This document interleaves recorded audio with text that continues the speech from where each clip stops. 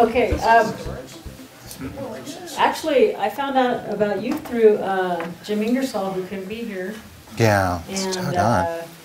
And so, you know, after all the note things, and I had some property things and all of that, then I go, gosh, the short-term rental. I am ready to learn short-term rentals. So, you know, I've been hearing Walter and other people talk about it. Casey Jackson has had me out to his Austin properties, and I was really inspired by that. And then Al was talking.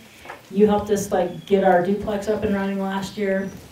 We're cranking it. We're cranking that thing. A little duplex that the regular rent, I think our take home for the regular rent might be $1,200, $1,300. I mean, that's respectable. If it was a regular rental, you know, renting at $800, $900 a month, you know, that thing is bringing in anywhere between $4,000 and $5,000 a month. Oh, we're cranking that. Love it. Working it hard. And Christy, I couldn't do it. I would just tell people, go away. You're bothering me because I can't handle high maintenance people. I'm high maintenance, so I can't really handle other people. But luckily, my daughter has a very sweet way with people. So that was great. And so thank you very much for getting us. You're welcome. And even after the higher expenses, we're easily doubling our bottom line. Right on. Yeah, and they're paying down the mortgage and everything, which was an owner carry. It was owner carry. It was sweet, 4%. So Love it. Anyway, it's a super important conversation and something that I'm excited to listen to again, so that this year I'm ready to take in another piece of it. Because I am done owning the property. We've added 6 properties to our portfolio in the last 18 months. I'm tired, folks, and I'm out of dough. They just suck money. They do. Set them up. Yep. Okay, but so I'm very happy to have you here and share your wisdom of how to create cash flow with very little money out of your pocket. All right. Wow, Williams. Do I hold this, or I'm just going live like this? Which way you want me to, Axel? This one is for recording. This one's so we can hear you. How about, can you guys hear me without that? Can I move my arms around? All right. This way I can keep amped up. All right. Axel has to really follow you around. He's going to be a walker. Yeah. He's a walker. There you are, Ashley. I'm going to wait for you to come in. How's everyone doing? Good. Let's go ahead and start this. So tell me, who are my landlords? Let's see the hands up. Oh, we got a lot of them. And who wants to own rentals but doesn't quite own rentals yet? Okay, we'll see a few. All right. Now, who is currently an Airbnb host? You know, Ashley, Walter, Catherine, Don. The rest of you have heard of Airbnb or stayed at an Airbnb? Yes. Yeah? Sure. Yeah, good. No? All right. You know what it is? You know what short-term rentals are? You have do I need to define that part? Please do. Okay. Short-term rentals are where people rent out a spot in their home or their rental, and they set it up as a hotel alternative. So people can come and stay at their guest room, or they can stay at their apartment, and furnished apartment, and pay them above rental rates. They pay them a little bit less than hotel rates, and they have more comfort. Usually they get more for less. And Airbnb is a matchmaking. It has people list what's available, and Airbnb attracts lots of people who want to stay, and Airbnb makes a commission, and the guest pays less for more comfort, and the person who has the guest room brings in a nice income stream. Okay, and we're gonna get into that. I'm gonna bring some examples to you. But let's start off. Did you guys know that 36% of the business travel currently in the United States, all the travel, are people staying 1 to 6 months at a time? Did you know that? No. Now, because of that, because you didn't know that, I mean, lots of people don't know that. There's this huge market, and because they're staying this 1 to 6 months, and that's growing, that's opening up a lot of investment opportunities that you didn't have before. Okay? More people want to be digital nomads. More people want to retire or travel before they're 65. Yeah. And that's just increasing. And so that means some opportunities for us are increasing. Now, I used to be a bridge engineer, and this is my last project. It was the San Francisco-Oakland Bay Bridge. I was responsible for overseeing the grouting of the repair. Okay, so it used to be a 2-hour trip from Sacramento to San Francisco, and sometimes 2.5 hours back home. And it was taking its toll on me. It was a high-profile project. There's lots of media looking to embarrass us. There's lots of criticism. People were saying it wasn't safe to go over the bridge. The project was over budget. Big stress fest, okay? And I was caught up in it, and all the commuting, I was eating, making some bad food choices, so to speak. I was eating out the wrong places, and I started to gain a little weight. And my full name is Albert, and I'm a black guy. Construction workers are really mean. They're really mean. So I said, something's got to change. Something's got to change quick. And I used short-term rentals to replace my engineering income and get me out of that rat race and get me back home. Because I have a wife and a 7-year-old daughter, 15-year-old daughter, and they were just growing up fast, and I was always gone trying to work for them. And my daughter was struggling with calculus, and here I was, 2 engineering degrees, and my daughter was struggling. I'm like, this is something that's just not right at all. So now, thanks to short-term rentals, I'm able to drop them off at school and pick them up from school and spend more time. Now, one day, I was dropping off my daughter, and she was skipping to the car. You know, I was picking her up. She was skipping to the car, and I said, "Hi, Anaya." She said, "Hi, Dad." And then we drive through the parking lot a little bit, and she said, "Dad." I'm like, what? And she's like, "Dad." I'm like, "What is it?" She said, "I got my first kiss today." And I was like, "Oh!" And then they wrecked the car. I'm like, "What?" And later that night, I realized that I had really accomplished my mission. I was able to have time freedom. I was able to have time with my family and enjoy the memories that matter the most. And that's because of the income from short-term rentals. So it's not, what I'm sharing with you, it's not something that's not near and dear to my heart. Short-term rentals mean a lot to me. It means everything because it's giving me the freedom to be a recess monitor at my elementary school of my daughter, okay? So this is the state of Airbnb and short-term rentals. Let's let this blue bar be what's going on with the JW Marriott. Have you heard of that? No. JW, the Marriott Hotels, started in 1957, okay? And it's the largest hotel chain in the world. It's got 1.1 million rooms under management per night. That's a lot of activity.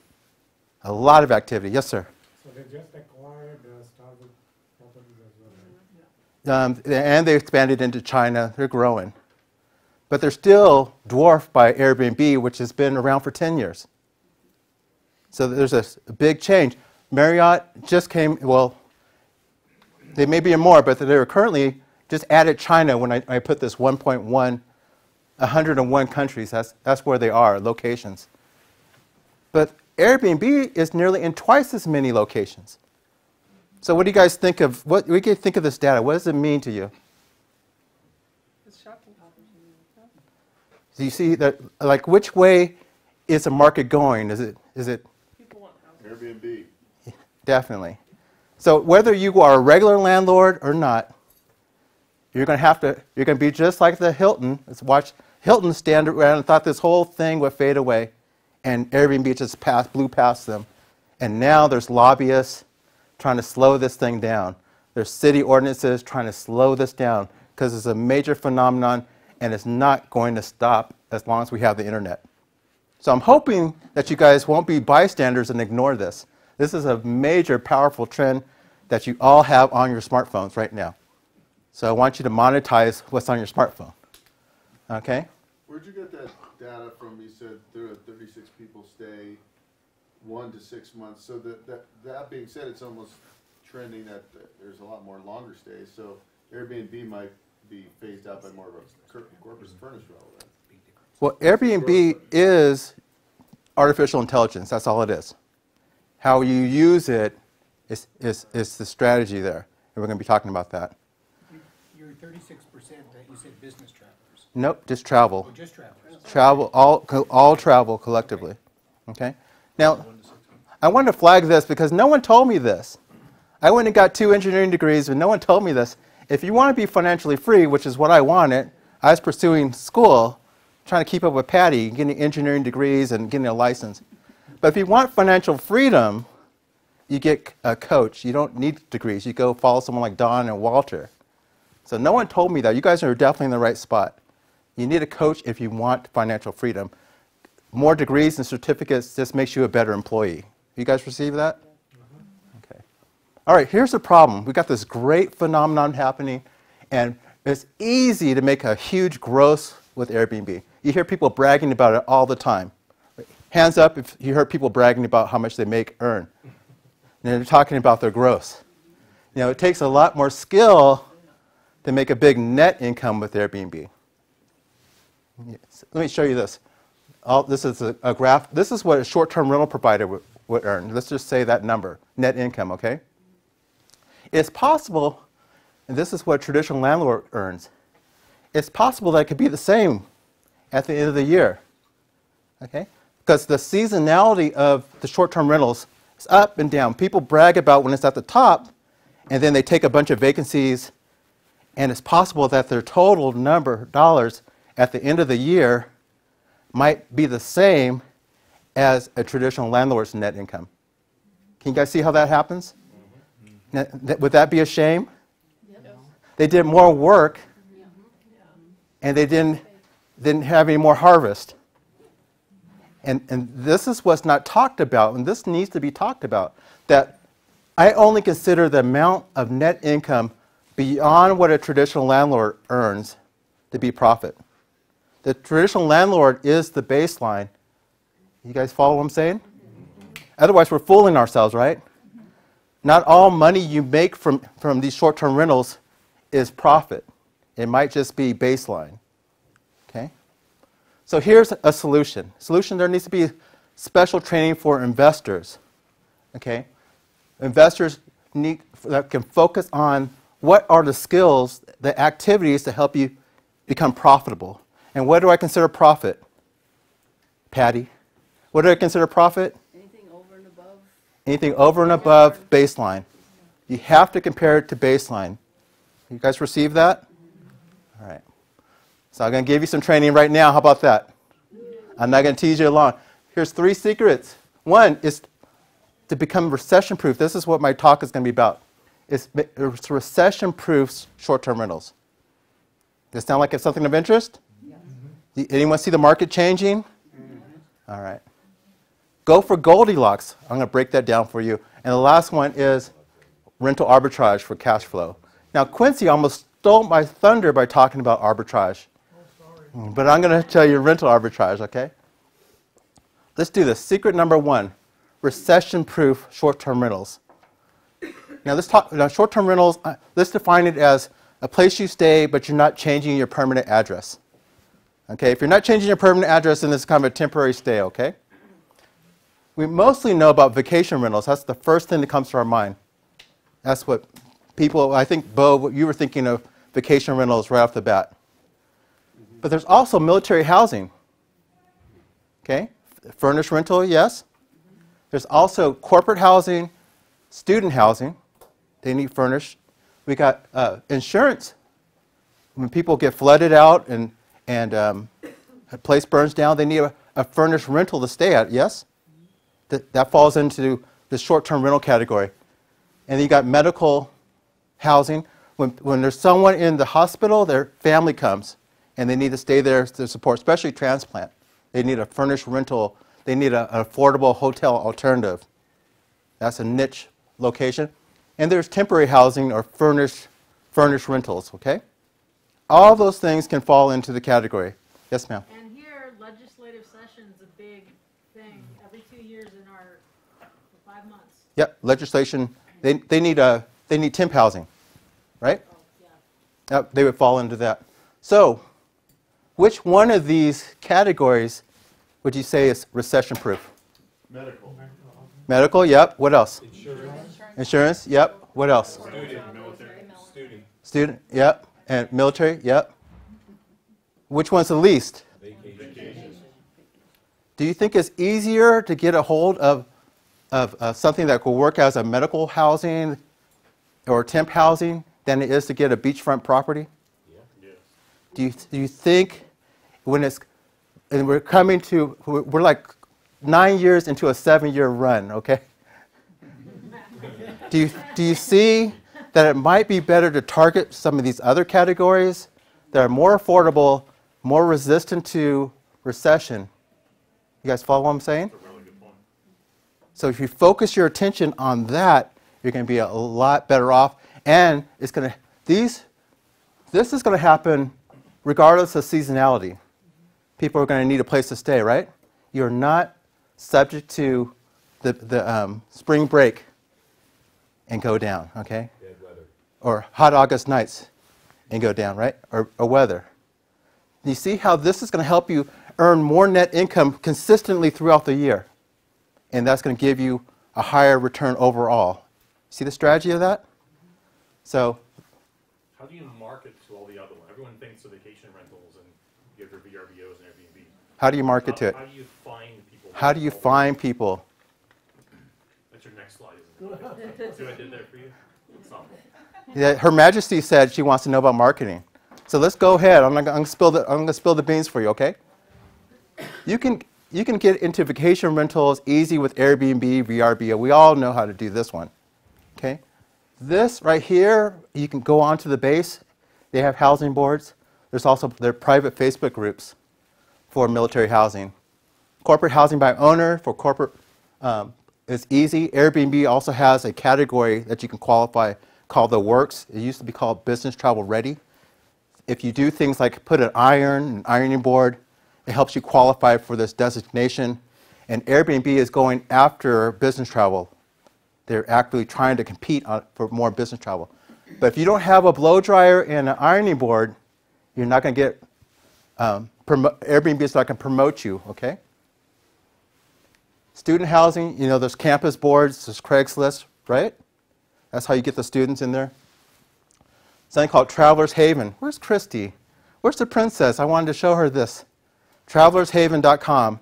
You want to become a preferred vendor to be picked up on for insurance companies, okay? They also search Airbnb and VRBO. Hospitals have their own housing boards. So if you go in and talk to information at the hospital, they'll be able to direct you to their online housing boards. Okay? Craigslist for temp housing is a really good spot. In there's a section called temp housing in Craigslist. You guys should go take a look. It's right there. It's very active in some markets. Is that good for you guys? Yes, ma'am. That medical housing thing, I am a volunteer now at the hospital. I've been there for like 20 years or so volunteering. She's a volunteer for a hospital. I'm repeating it for that. And I cannot get access to the housing board. She cannot get access to the housing board. It's available to the outside person. Okay. It's available to the employees. Okay, that's a different type. So there are people having transplants who need to stay 15 minutes from the hospital, and then there's also travel nurses, Right. and there's also doctors. That's what I'm thinking. So all that fits in that category, but there's a whole strata, and they all have different per diems and different allowances and different motivations for staying. There's in Sacramento, there's Sutter Hospital. We're in talks about providing a high clean, low microbial environment, very clean showers, stainless steel, in one of my apartments, so that their transplant patients and their support that's living with them can stay close to the hospital. So all that's a premium, and that type is covered by insurance. It's another flavor of insurance, and insurance companies are very price insensitive. Okay? So something like that demand a higher rent as well, like the Yep. specialized Yep. like that. Absolutely. More cheddar, more butter on your bread. Like that. Okay? Is it subject to recession? People are always getting sick. That's right. Death and taxes. That's right. So this is what I want to bring to your attention, is to direct your attention to this. If you're going to get into short-term rentals, start thinking about this. Well, this is a warning. This is the time to pick up your phone, because I'm about to show you something that took me 5 years to put together. And if you can understand this is what I'm about to share with you. It can insulate you from downturns in the marketplace. Okay, you guys ready? Yes. All right. So the ways you can use a rental. Let's think about a 1-bed, 1-bath, okay, or a 2-bed, 1-bath, okay? Put that in your mind. You can leave it vacant, all right? And that's going to cost you money. You're going to lose money every month. Yes? You can do traditional landlording, and that, for the most part, in my example, you can count on, with maintenance and everything accounted for, $100 a month net income, okay? Maintenance and everything in this example.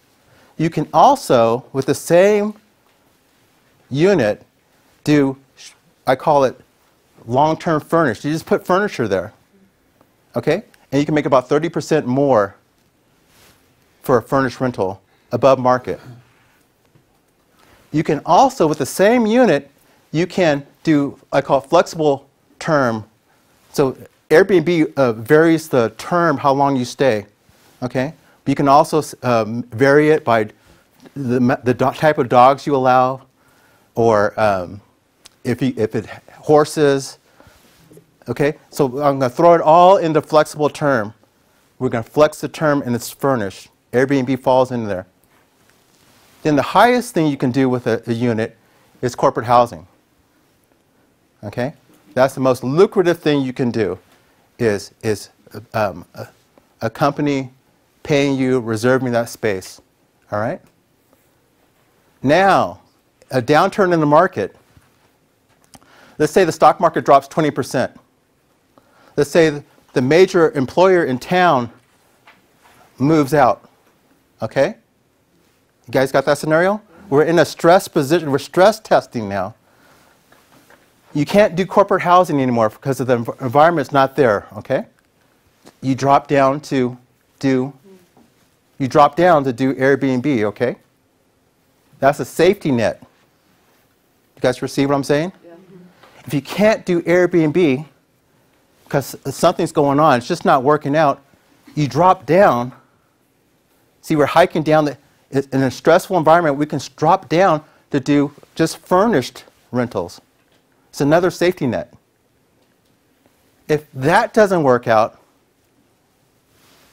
and even when people lose their homes, they go towards furnished rentals, okay? Just to hang out, temporary.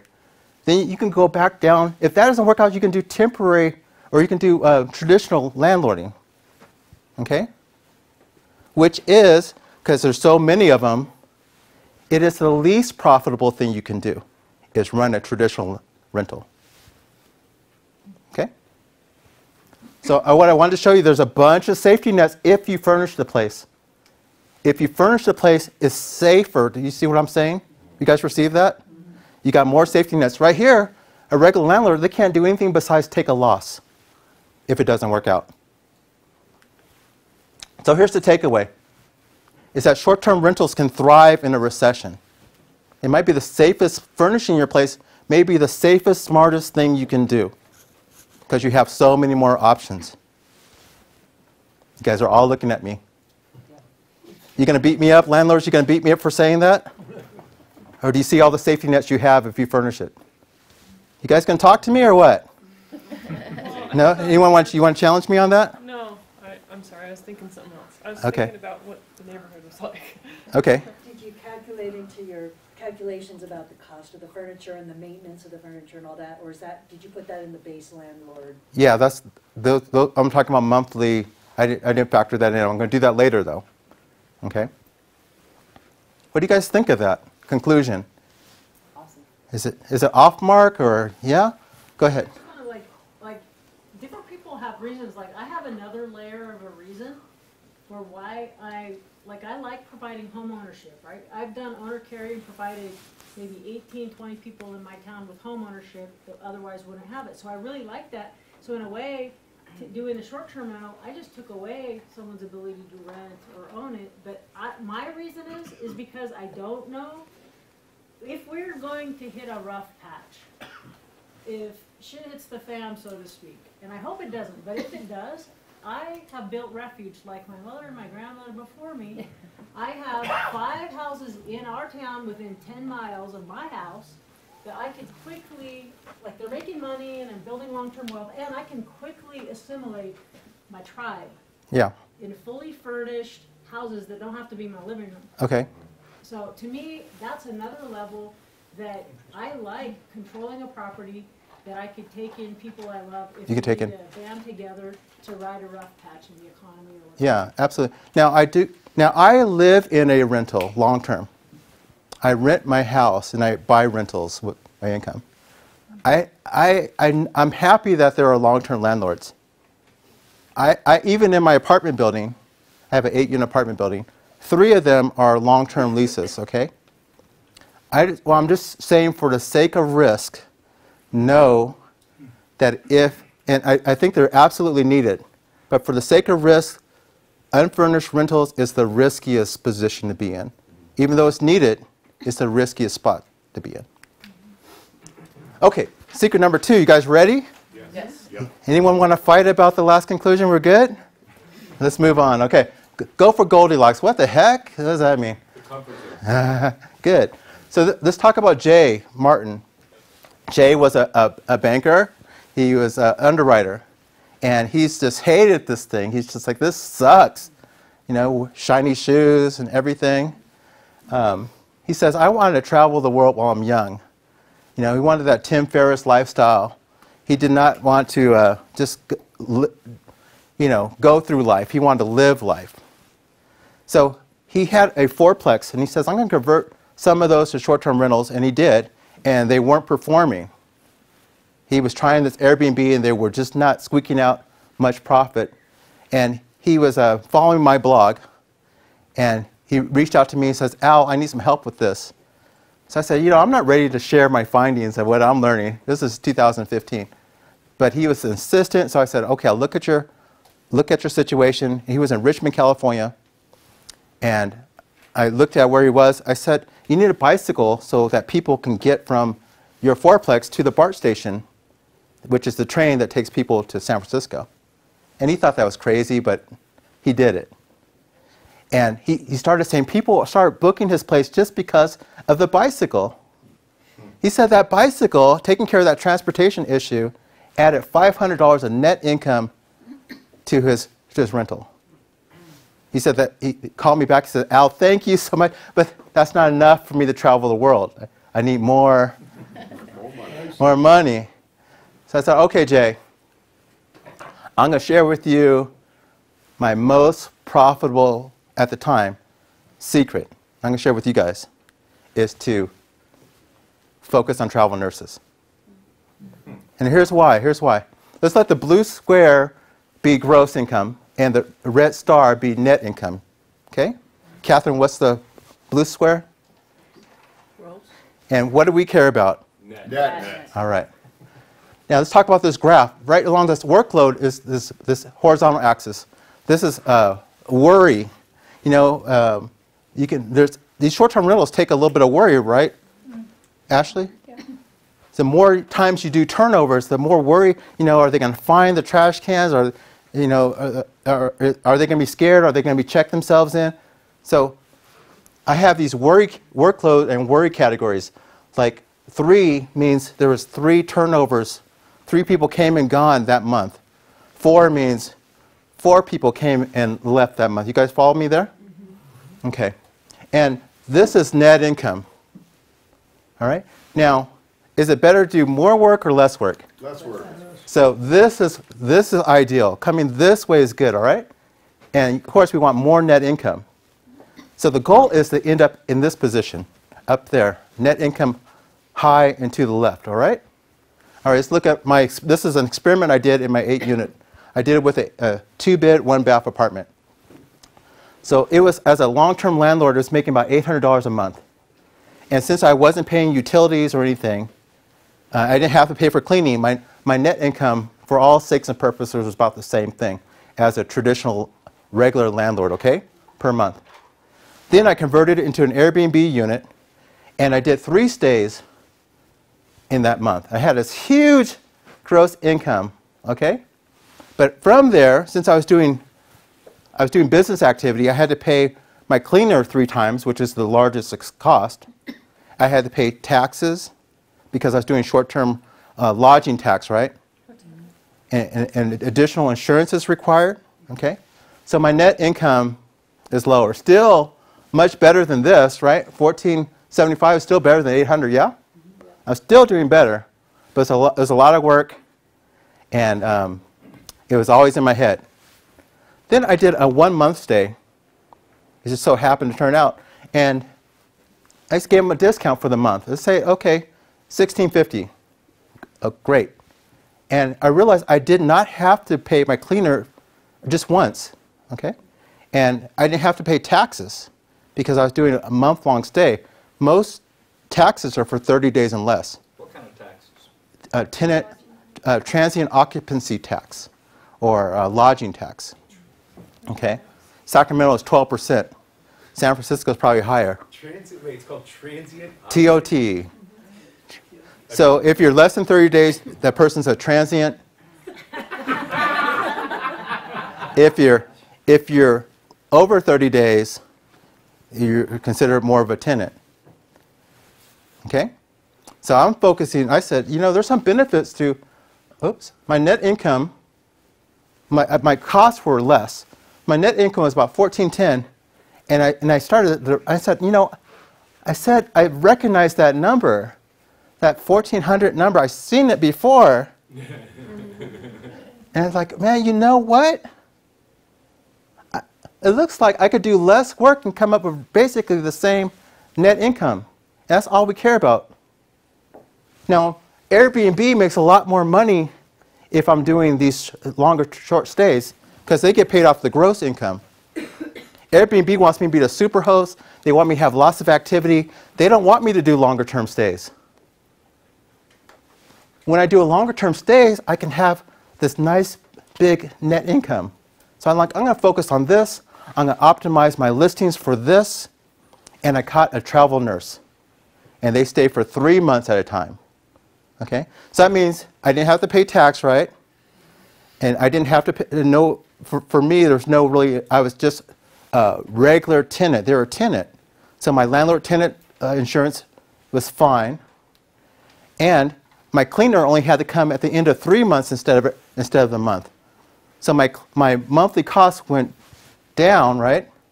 I can spread my cleaner cost, which is the largest cost, over 3 months, right? So my costs went down, so what happens to my net income? Goes up. And it was up higher than all the rest of them. My net was higher than the rest of the net incomes. Oh. And look at this, I'm doing less work. Bo.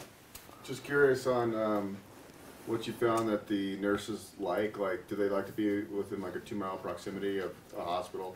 I mean, as far as asset, like identifying the right asset. What do nurses like? You know, that's a longer conversation. They like, I'll tell you in general, they like privacy and they like safety. And most of them come with cars. A lot of them like that they can have their dog with them, and that their dog gives them a sense of safety. But there's a long conversation with that. Sometimes they travel in pairs. Sometimes they're by themselves. They want something that night shift. They want, you know, there's all kinds of features. But let me pick that up at question and answer time, okay? Yes, sir. Does that figure include the vacancy in between matching up these traveling nurses? No, I'm just showing you. I'm showing you all this is monthly profit, So it's not, monthly net income. not yeah, you're not looking back over a year and averaging it out then. No, what I do is I do longer stays, and when it's short, I fill it in with Airbnb to fill the gap. Because it's all about keeping your place filled. Sure. Okay. Well, what do you guys think of this? You see you see the conclusion? Beautiful. You see how it's counterintuitive to what Airbnb wants you to do? Yeah. It's in their best That's in their best interest to do quick turns. Yeah, that's what that. It's in your best interest to do longer term stays, okay? So this is why I call it Goldilocks. I'm saying fast is doing, weekend stays, 5-day stays, 2-day stays. That's too fast. That's too much worry. That's too much irritation in my head, okay? And most people burn out in 2 years unless they have good systems. I'm like, not too slow. That's 1-year leases. Because that's a lot of competition. There's a lot of people doing 1-year leases.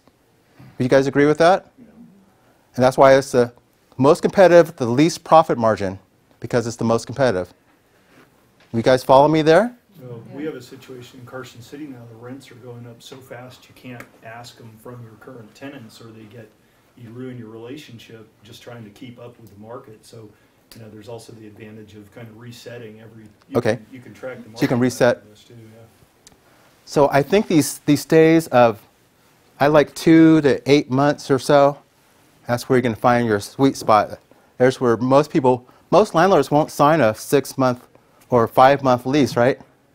So you have very little competition. It's easy on your psyche, and that's where the profit is, the net income profit. You guys like that? Yes. Does that help anybody? Yeah. All right. Try and put some money in your pocket. You guys ready for secret number 3? Sure, yes. Okay. Rental arbitrage for cash flow. What is that? Well, Walter told me I needed to define the word. I almost added a slide, but I wanted to keep the slides down. But rental arbitrage in this sense, it means that I'm using it. It means to buy or to rent a asset or rent a apartment building and lease it out at the same time. It's almost like that simul closing that they were doing, okay? It's the same way a bank borrows money and loans it out at the same time. So you're leasing it and subletting it at the same time? Yes, but here's the thing about subletting. I'm leasing it and I'm adding value to it by furnishing it, and then I'm turning it out. So it's not quite subletting. I've done this on one house. Okay, but it's for all sakes and purposes, I'm talking to a landlord, I'll say subletting. But I'm adding value in this chain. So here's an example of it. Let me, tell me your name again? Dieter. Dieter, you're a landlord, okay? I come to you and I say, may I rent your place for my corporate housing company? And you say, yes. And then you and I, we work out the subletting clause on your lease agreement, okay? And you give me a written permission to run my corporate housing company from your place. And you say yes because I say, hey, Dieter, I'm bringing in these great business travelers, and they're going to spend their money in these local hotels and restaurants. I'm able to bring corporate dollars in and help the community if you allow me to operate out of your place. Does that sound good, Dieter? In theory, yes. We've actually been there and done that through a property manager in Colorado where they rented a house from us without me seeing the details. It turned out to be a long-term care scenario, and they put 3 or 4 people in a small house, and they were there 24/7, and it was a maintenance nightmare. But I can see the idea could work. Yeah, it can work. When I come to my people, I say, I'm going to keep your place so clean because I need to. I got to keep it in great working order so I can run my business. I'm going to take care of your place better than any tenant can possibly take care of you. I'm a super tenant, Dieter. So I'm going to sell the value of that and helping the community out. And then I'm going to put my furnishings in here. Okay? I put my furnishings in Dieter's place, and then I'm going to list it on Airbnb and all these online platforms and all those other, you saw the 6 categories? I showed you where different ways to market. If I have to pay Dieter and all my expenses are $1,000, I have to pay him $1,000. My goal is to bring in $2,000, $3,000. Okay? So, say $2,000 comes in. You guys follow me? I'm able to track that, and I pay Dieter $1,000. That leaves me $1,000 for my pocket. You guys like that? Now, what happens if the tree roots get into the sewer line? Who pays that? Dieter pays that, right? Depends on the agreement. Well, I'm a tenant. I have only tenant responsibilities. Dieter's the owner. If the roof leaks, it goes to Dieter. So my cash flow, you see, the cost of ownership as a regular landlord it always catches people off guard because of the maintenance, right? My cash flow is insulated from the maintenance, which knocks people off their feet as a landlord. You guys feel that? You're more protected. Ah, who's that? Let's do a case study. This is our friend Rochelle. She's a rock star. She's right there. Is that you? Yeah. Rochelle is you guys can learn this. She is a woman who likes to live. She travels to Scotland by herself over the objections of family. She's a wild thing. And Rochelle, she flips houses, and she did well. She had a little nest egg, but it was dwindling. She needed some cash flow. A woman needs shoes. A woman needs to eat, right? She needs some cash flow. So the problem is that she heard about rental arbitrage, and she wasn't quite. She liked the idea of it, but she still had to overcome all the negative chatter in her head about people saying she can't do it and all those things. She had to overcome that. She had to find a way not to waste her nest egg. And she heard about me, maybe from Bo, and she liked the fact that I was talking about, where'd you hear about me? Wasn't it from his meetup? No. Oh, you just heard about me somewhere? I did, I can't remember where. Okay. And you liked the net income approach, and I think we got on the phone, and I said, Raquel, You probably did say that. That's your other girlfriend. Rochelle, yeah. I said, Bo. So I said, there's an extended stay America in Reno. There's lots of them. And there's residents in Reno. And that's where she operates. And if there is an extended stay America or residence in, that means there was an MBA paid somewhere, a consulting firm, hundreds of thousands of dollars to conclude that stays of 18 days and longer are viable. Okay? Someone spent hundreds of thousands of dollars proving that point. And then a company spent millions of dollars to build it up. Hundreds of thousands of dollars doing research on where to put the next McDonald's. And Burger King comes down the street. Is that stupid for Burger King to do that? No.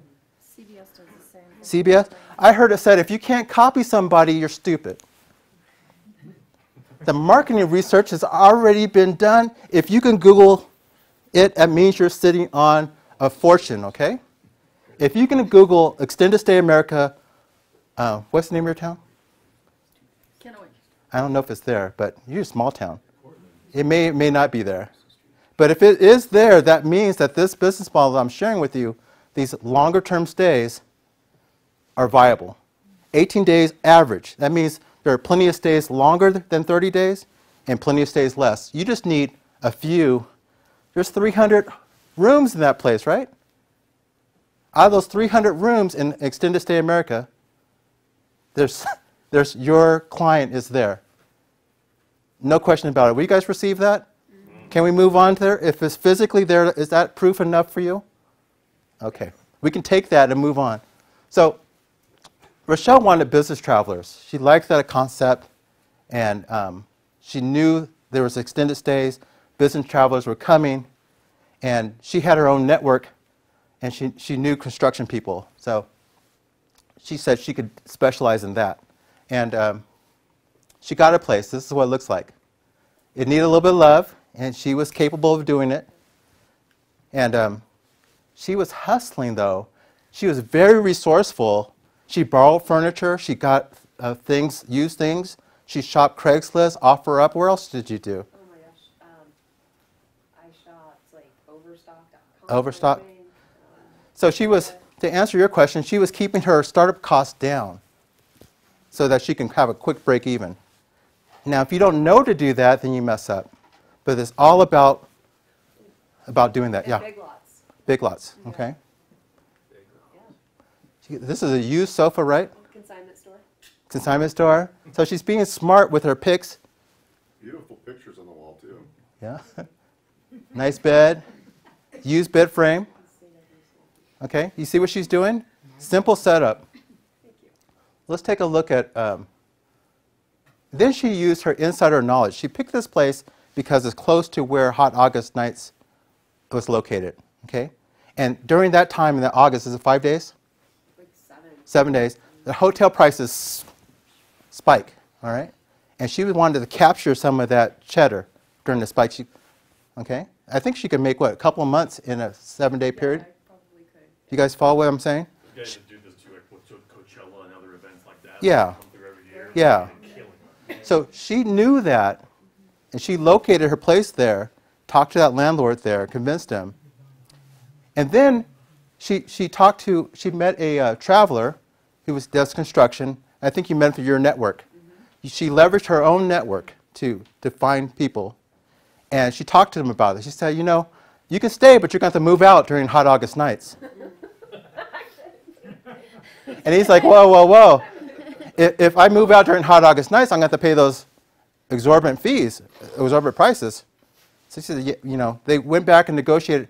And it's like, well, I'll just pay you more per month to stay put. Okay? That's how she got a $900 per month out of thin air, out of a place she doesn't even own. Is that amazing? That's my net, yeah, that's my net. That's her net income. Let's break this down. Star. Let's break this down. He pays $2,100 a month. That's her client pays that. He's going to be there for 10 months, yes? Yes. 10 months. You guys follow me? She pays the landlord $850 per month. Her utilities, her Wi-Fi, you have some renter's insurance, all that, $350, okay? That leaves her a net income of $900. You guys all walking with me? This is a place she doesn't even own, okay? How much did you spend to, Here it is. Here it is right here. So I think this all together, first month's rent in this, security deposit, and furnishings, $410. $4,100, okay? This is all in all put together, okay? And we said $900 of net income. She breaks even in 4.5 months. Is that amazing? So are you saying this worked best with 1-1s or 2-1s? So essentially you'll make $5,500. Well, I'll get back to that one. I just want to show you what she did, to show you guys the power of what's going on right now, okay? Tell me your name, it's Mr. 16. Quinn. Quinn, you can do this. You can't sign a contract I'm yet. 16, but I probably can't really see her. You have to partner with people to do it, but you can do this. Okay? Breaks even in 4.5 months. I'm not sure what business does that. She might be making more net income than the property owner. Oh, yeah, because she's got to pay property taxes. Yeah. She's going to pay Yeah, you don't want the to big find maintenance out. items. You guys get that? She doesn't own the place, but she's using the power of short-term rentals to make more money than the person who owns the place. So I used a rental calculator, Quincy, and I came up with, she's making, for her 10 months, 120% return on investment. Okay? Annualized, it's 158%. Now, who would loan her money to do another one? I will. Look around, Rochelle. No. Hands up, please. Hands up. Let her see them. Look around. 15%. Look around. Even if you did 15. Did you see all those hands? Yes, thank you. Even at 15%, she's paid off in 4 months. Well, nowadays it's so easy to get these. No, wait. cards. I want to bring out something. Yeah. Rochelle, you're financially free now. Thank you. Because you got people that loan you money. You can make money out of thin air, pay them off. You're not going to run out of money anymore. Anyone looking at these are going to loan you money. All right? You don't have a shortage anymore. I'm first to loan you money. Don't forget that. I get the house next door. Was that a short-term commitment, That was 10 months. only 10 months? On the 10 lending months. side, on the lending side. Oh, On the arbitrage? On the arbitrage. How long Her is first, the lease for? it's a year, right? Well, it's a year to, yeah, and then But she's 10 months to the, But she's got plenty of time to find a replacement tenant. Okay? She just repeats this. I'm not worried about her tenant, I'm wondering about how long she locked in her lease with the 1 year.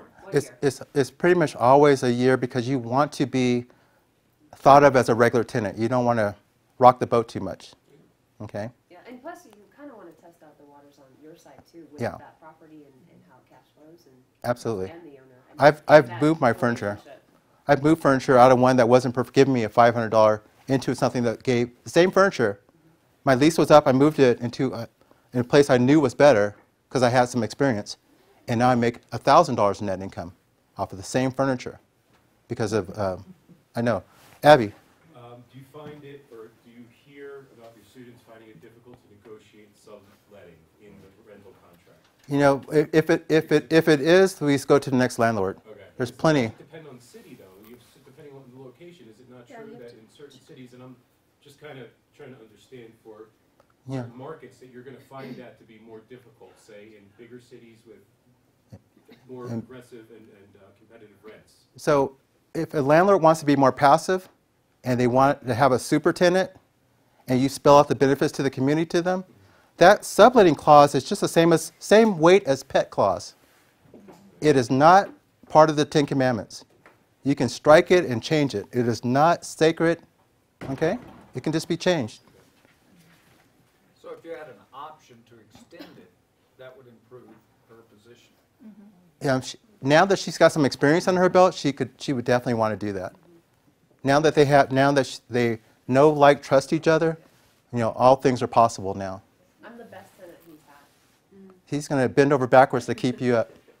Okay, so here's the insight, is that you can afford to do this. You see how your hands went up? Money is not an issue. Money is not an issue. I want that to sink in. And you receive that? Oh, yeah. Okay, you just need the know-how how to do it. That's what's holding you back, the strategies. Okay? What do you guys think? Am I over-extrapolating? Am I oversimplifying? Okay. So Quinn,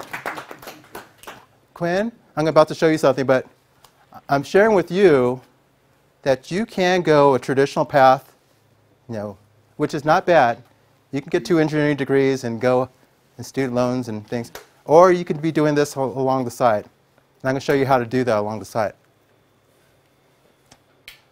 I said this is so powerful, this is so game-changing that I put together this graph. This graph is assuming that my net profit of an arbitrage is $500.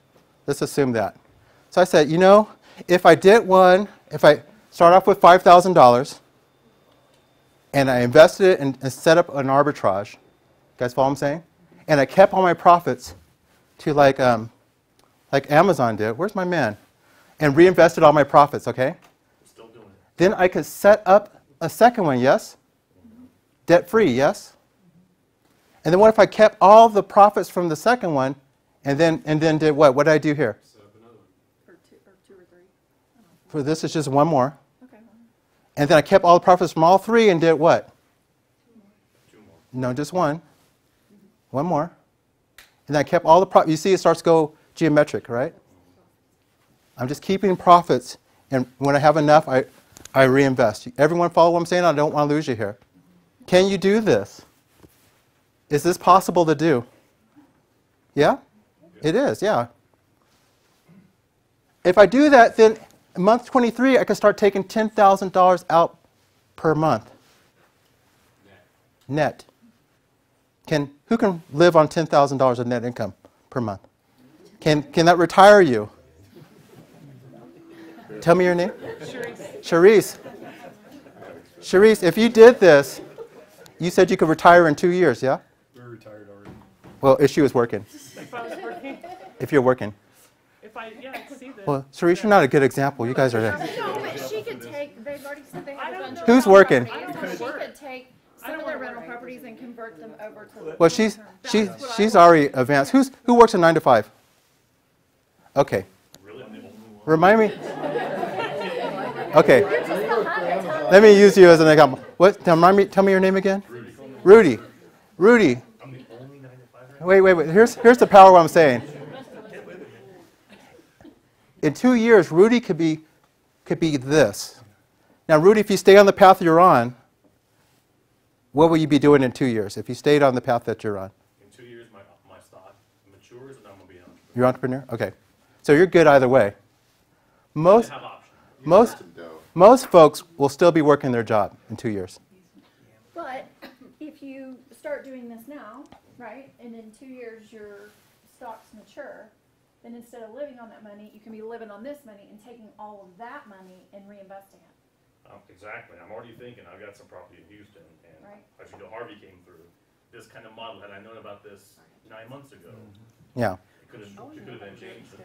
So- Let some leases lapse. So this is good theoretically, right? But I said it's so good I have to try it. I tried it and I videotaped it. I'm living it out, am I not? I'm living it out and I'm sharing with my audience. Here I am, month 16. I should be having 8 arbitrages, $500 each, $8,000 net income. You guys follow that? I'm actually right here. I'm actually getting wider margins. Good job. Wow. Okay? All in the same time frame. Do you anticipate those margins coming down with like, you know, if we have a market correction? I mean, do you think that you'd have to lower your rents a little bit? Well, let me pick that. Hold that one. I'm going to pick that one up later. Okay. Yeah. And coming back down to the 4,000. Well, the point I want to share here with you is I could have done this. I could have hit 10,000 in 12 months, and I proved I was going. I proved that hey, I could go 120 miles per hour, but that doesn't mean I should go 120 miles per hour. Okay, so I'm slowing it down, and I'm building up a cash reserve, because part of arbitraging is doing it without risk. So if you have a primary reserves are good, then you're running a more responsible business. You're not always leveraged out. So that's where we are now, slowing it down, building up cash reserves. That's the way to go for it. All right? And I'm going to come back to your question, Ash. Yeah? So I have a hard time understanding that you said in 24 months you will be retired, right? No, I'm saying you can, no, that's, I want to say this. You can start taking a $10,000 salary, net income. You still be actively working on this. Right now, I am writing up all the day-to-day activities to turn it over to a VA. We're moving forward, we're going to have a virtual assistant run the day-to-day operations. Okay? Just for that, we're getting all of our systems pegged out. Okay? Yes, sir. Yeah. So are you getting your ultimate users prior to securing the property to put them into? Sometimes yes, sometimes no. Sometimes I have to get the property, furnish it, take pictures, and advertise. Do you have a vacancy factor? When I usually do 3 months rentals, and I start marketing day 30 I have a whole schedule of dropping rents and filling vacancies.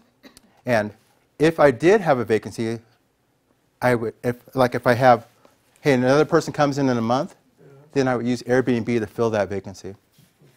Okay? And how many clients do you have to have in order to keep a steady flow? You just need margin. You don't need clients. You need, because the income is off the margin, not how many you have.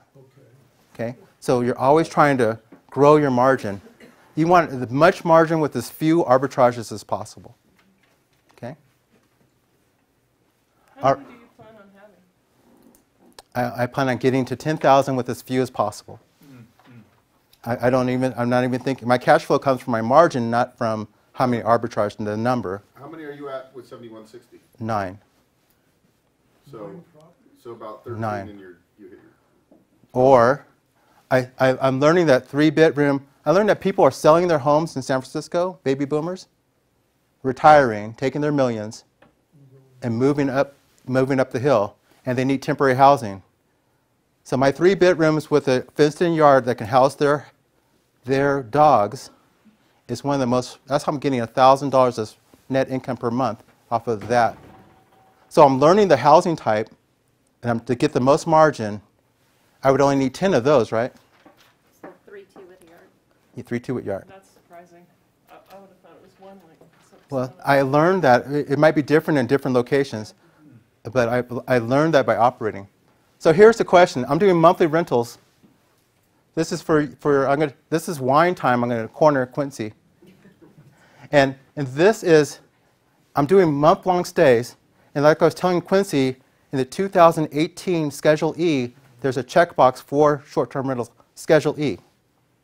And there's a box for rent, just like rental property. Sacramento considers I'm a month-to-month landlord filling it. They don't care how I fill it. I'm a month-to-month landlord.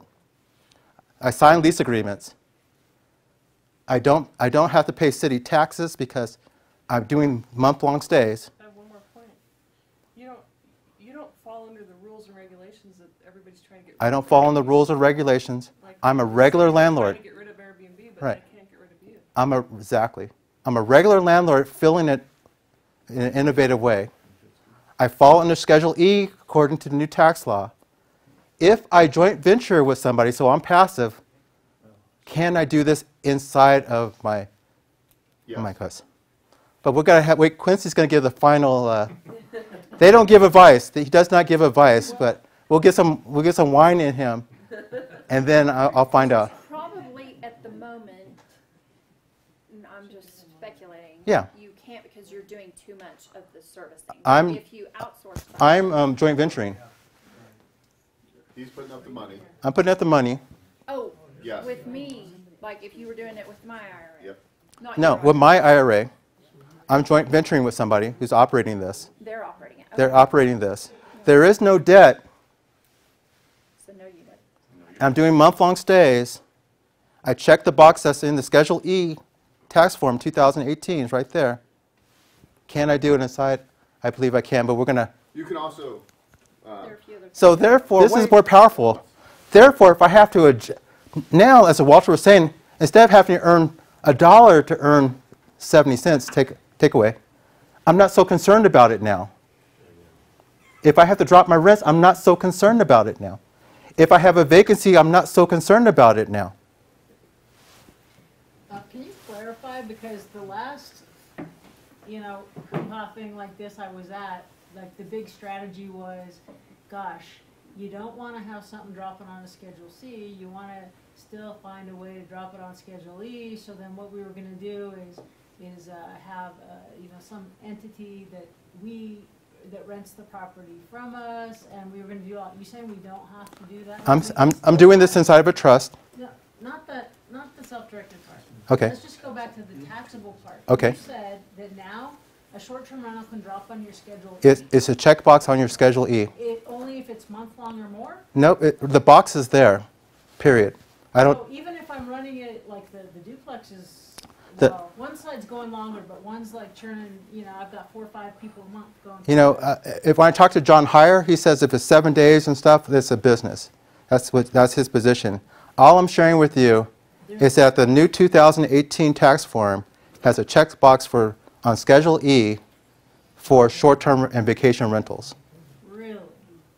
And they're not making you drop it like business income on a Schedule C? This is first of all, I'm a regular month-to-month landlord. I understand that, but if you weren't, If I wasn't, then you have to argue, does it go on the Schedule C or not? and so it's rather ask forgiveness than permission?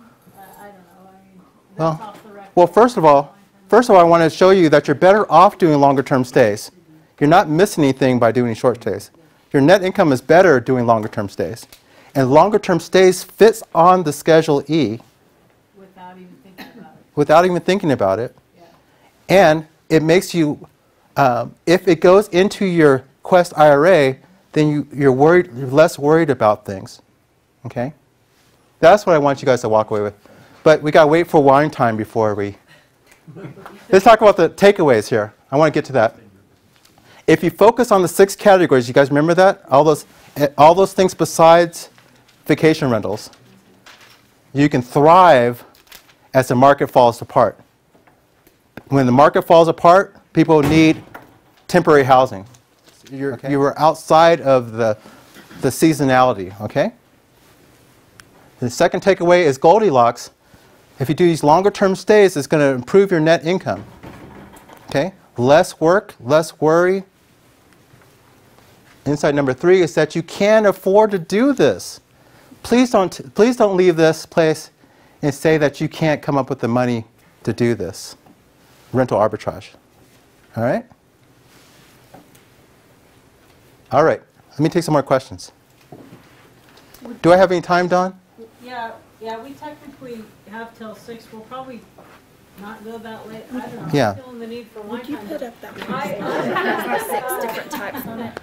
Which one? I think Wally The slide that has the 6 different. Okay. Pop's already got it. But, yeah, question and answer plus, I want to hear from the, if it's okay, we can open it up to the other people that are, I have a question. Okay.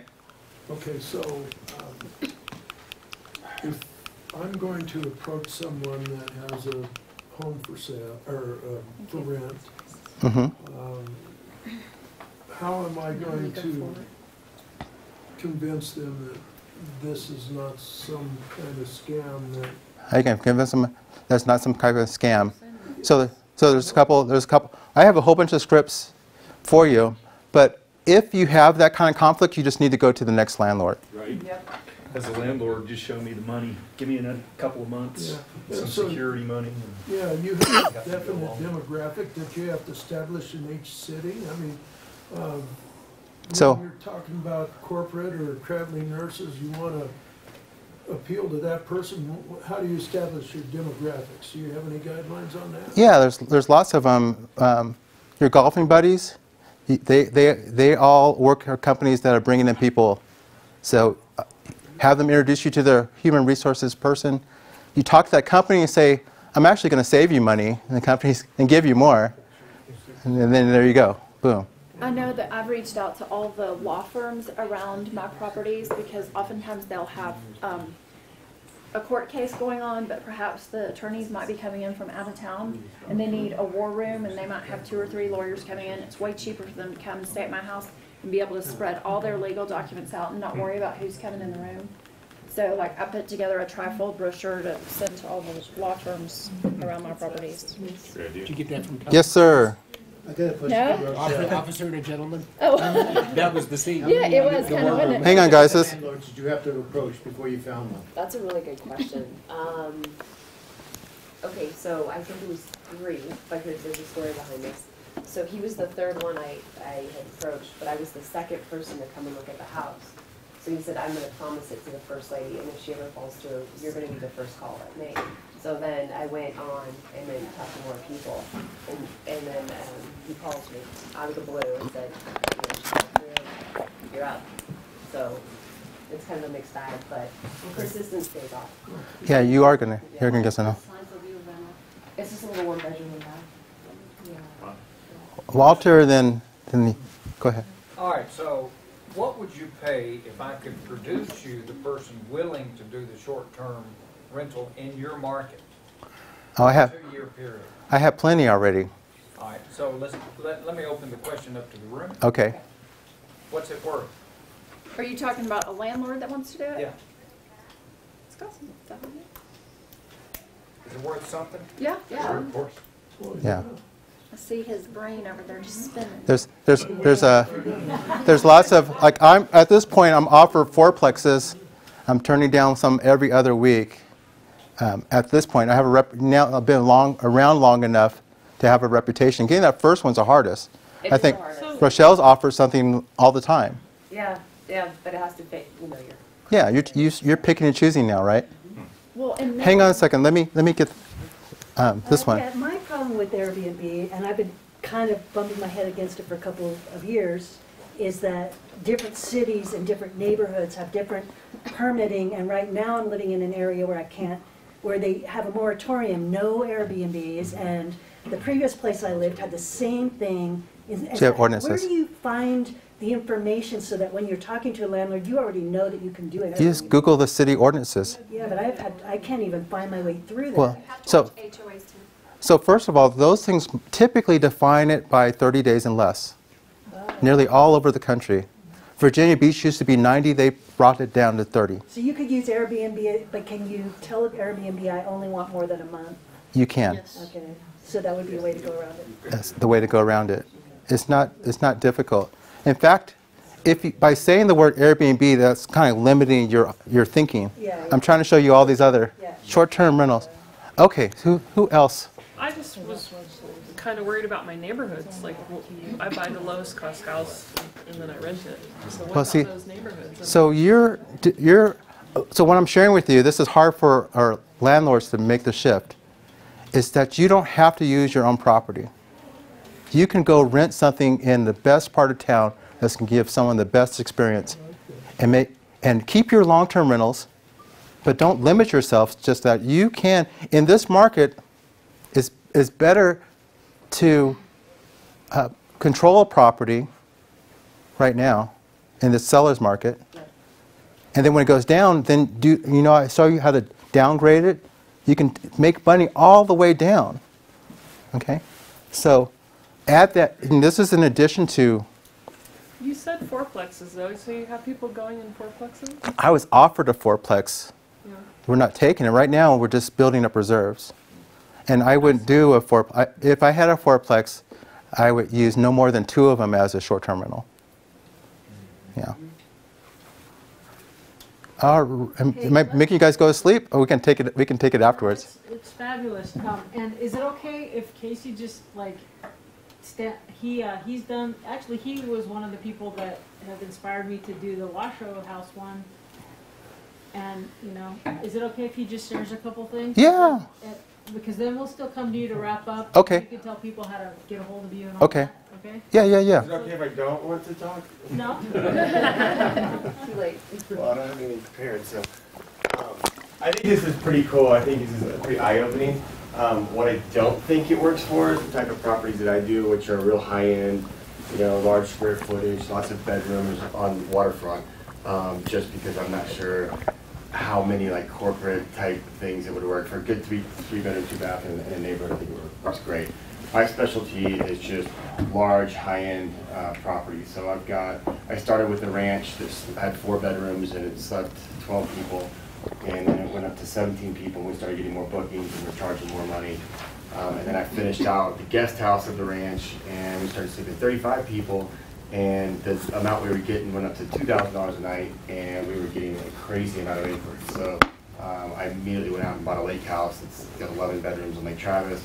And I bought a really high-end luxury house in south of Boston, and I just bought a house down on the coast. But all of them are high-dollar, million-dollar kind of houses that I got really good deals on, which was surprising. When you go starting to look at like $1 to $2 million houses, there's a lot of rich people that would just write a check to get rid of a problem. Anyway, so I found some really good deals on those. I'm not sure what else you want me to talk about. Well, the point was, it's not to say that because you do get corporate people that would do retreats and things like that, but the thing that inspired me is that you hit after the really nice properties that would sleep, like you look, hey, nobody can sleep more than 17. I'm going to find a way to sleep more 17, and then you're the only game in town, and you just like kill it with that. Right. So my lake house will sleep 49 people in beds. That's crammed in. We've got like queen over queen bunks, and it's comfortable. There are some comfortable rooms that just have 1 king, and then we've got a lot of kind of bunk rooms with queen over queen bunks. But yeah, we get sports teams. We get big families. I mean, I'm meeting a demand that I don't think anybody really knew was there. So like there's, grandpa has 4 kids and each kid has a family and some of their kids have their friends that they want to take and they do a weekly, summer outing. And so there's not an inexpensive way for grandpa to do that without going and renting a bunch of separate cabins or, going to a hotel. It's just crazy cost prohibitive once you start eating food and doing stuff like that. We get sports teams, corporate retreats, stuff like that. Do you have weddings there? Or? We do. Everybody wants to do weddings at all of our houses. It never really works out. We only have one property that really fits. It's not really a wedding venue, but we host weddings at our ranch just because it's out in the middle of nowhere. But yeah, it's a challenge trying to figure out where you find those people because right now we're on Airbnb. My house down on the coast is a really nice place, and I'm super concerned that it's going to be seasonal, so I'm trying to figure out, it's in this town called Rockport, which is a fishing destination. So I hired a marketing person to go and figure out how we get the high-end fishermen to go to this property. How many does that sleep? 26 and 7 bedrooms. But it's a high-end, really good, it's a luxury house, one of the nicest houses in the town. my rental prices, my starting rental prices are twice as much as the most expensive other rental in town. So we're getting it booked up. I just opened it up, so I don't know how successful it's going to be. So next weekend, I invited a bunch of lifestyle bloggers that have like tons of followers, people with like 20, 30,000 followers that they blog about, you know, fashion and back to school clothes, but their kind of niche is high-end, I guess, but most of these are probably high-end housewives, I would think, is probably who their target seems to be. But they're going to do this whole series, all these bloggers are going to go, they're going to spend the weekend there, they're going to shoot videos and how they have this cool women's mastermind, blogger mastermind. And hey, you should take your man fishing and take your family and go do this cool luxury kind of staycation thing. So, have you been, what's the longest one you've been running as far as these luxury? Has it been over? The ranch has been a couple years. My lake house is the most successful one. I bought it last February, and it'll probably exceed 450,000 revenue this year. And then what would be a net on something like that, like 250, like half of it? I don't really look at it. It's I mean, it's a lot. But that's a lot of money anyways, yeah. It's pretty good. It's good. So just there's more ways to be, like, it's sort of an unknown where like go out and just make something happen, you know, there's no like one thing fits all. But I just like the thinking that comes into between what you hear from what Al's saying, a bajillion things, and also to bring it back around with earlier conversations, you're not doing debt, you're doing joint venture, because if you have a super really high expensive thing, that's great when it's running real high, but if the market hits, that could get hit real hard. So you want to have people that can ride that out with you, and you don't lose everything, right? So my goal is to get like 10 of those real high-end $1 to $2 million properties, and you know, most of them I try to figure out how I can have them paid off in about 8 years. So my goal that I've got, you know, potentially $10–20 million just from this kind of side business built up in 8 years. So I bring on, you know, one property I got seller financing, one property I got a hard money loan on just because we got such a good deal on it. I got a 8% private money loan on the last house that I bought, and then to fund the down payment and the furnishings and all this stuff, because these houses require a lot of furnishings, and it's got to be nice as well, because we're asking people to go and swipe their credit card for $5,000 to $10,000, and so it's got to look badass for pictures. So I'll bring in a 20% financial partner, which is usually, I always call like a rich guy. You know, the last deal that I had, I needed $170,000, and I had a whole bunch of people willing to give me $170,000, but it was guys that had like $200,000 that were offering me that. I want the guy who has $5, $10, $20 million, so that when the economy tanks, and these might be the first things to go, I don't know. Then I've got a rich guy that I can call up and say, hey buddy, we need to, you know, we're gonna need some help making payments here. And so I want to have a partner, whether I need it or not. I didn't on the last two properties need a partner, but I wanted somebody that was kind of in it with me. And my operating agreement spells out, hey, here's what's going to happen. When the economy tanks, you're going to start getting more ownership, and if I don't pay you back within a couple of years, then that's permanent ownership. So anyway, it works out so that my partners are happy when the economy tanks. Like, great, I just get more deals out of it, and if it recovers, then they get paid back with interest. And so it works out. But my lake house partner just got paid off. I bought the property in February of last year, and he put in about $200,000. I just paid him off a couple months ago. When you did your first the ranch, did you buy that ranch with the intention, or did you already take it down for another reason? You just said, well, let me try this. I bought it because I got a great deal on it, and it was a flip. And then I started over improving it because I thought maybe I'd just stay there, or it would be like a vacation house. And then I thought, well, man, we're spending a lot of money. Maybe we should try to make some revenue on it. So we said, well, let's make a vacation rental, and then it started doing well. And so now it's like a joke. I'm like, I can't afford to stay at my own houses because I don't want to stay there. You know, you're getting $4,000 or $5,000 a weekend. It's like, and it gets booked, I just go stay somewhere else. It's a good problem to have. Yeah. I'm going to be like the ultimate bachelor party. Yeah, thank you very much. Thank you, Al, for oh, you're welcome. Oh, you're welcome. it added to the conversation. Yeah. Yeah, I already said that. Let's let you bring it back around and. Okay. Well, I was oftentimes people want to know, are ready to try it, and if you like my help, I wanted to show you how to get to me and what my program was. It's called Airbnb for Landlords, It is a coaching and training program. And in the coaching now, if you want to be passive, and you have money and you need a joint venture, I'll train your joint venture on how to do it. If you want to be passive. If you want to do rental arbitrage, I'll train you how to do rental arbitrage. If you have a rental and you want to convert it into a short-term rental, it's a completely different thing than rental arbitrage. I'll help you think clearly on that and do that. And then I'm getting ready to do this. I'm going to start this when I go back home.